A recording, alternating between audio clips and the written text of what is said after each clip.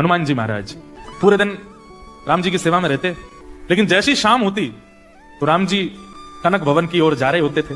पूरे दिन रहते बानरों के बीच में, सभा के बीच में, प्रजा के बीच में, लेकिन संध्या में तो वो फिर अपनी गृहिणी के पास और फिर निज जीवन जीते हैं जो बहुत प्राइवेट है, प्राइवेसी रहती है वहां पे।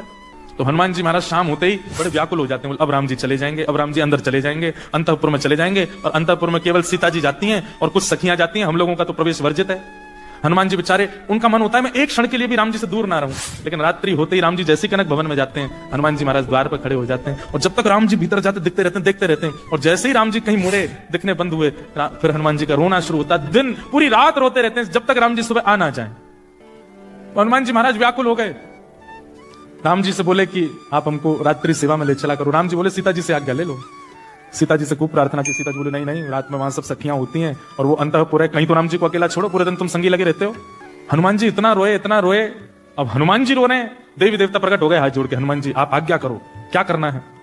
तो हनुमान जी बोले मेरा दुर्भाग्य है कि मैं हनुमान हूं, मुझे सहचरी बना दो, मुझे कोई सखी बना दो, मैं भी कोई नतनी पहन करके चुनरी ओढ़ करके कोई कन्या बन जाऊं और मुझे राम जी के अंतःपुर में जाने का अवसर मिले।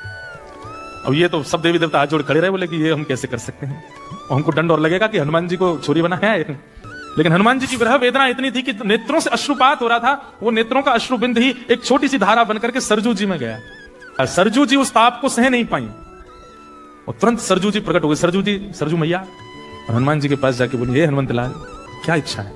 बोले मुझे सहचरी रूप दे दीजिए। तो हनुमान सरजू मैया बोली सहचरी रूप दे देंगे, क्या करोगे? बोले पूरे दिन तो हनुमान बनकर के राम जी के साथ रहूंगा, रात में सहचरी बनकर के निज कक्ष में जाऊंगा।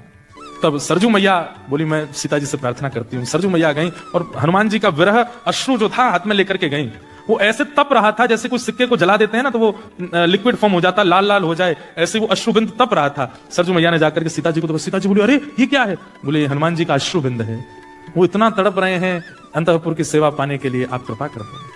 तो सीता जी बोली इतनी व्याकुलता है, मैं अंतःपुर की सेवा इसलिए नहीं देती कहीं यहां पर राम जी के प्रभुत्व को ना देख करके, उनके राजा भेष को ना देख करके, उनके सहज भाव को देख के किसी के चित्त में दोष ना आ जाए। लेकिन हनुमान जी तो पूर्ण योग्य हैं, जाओ उनको कह दो आज से संध्या होते ही वो चंपक लता सखी के रूप में आएंगे और अंतःपुर की सेवा करेंगे।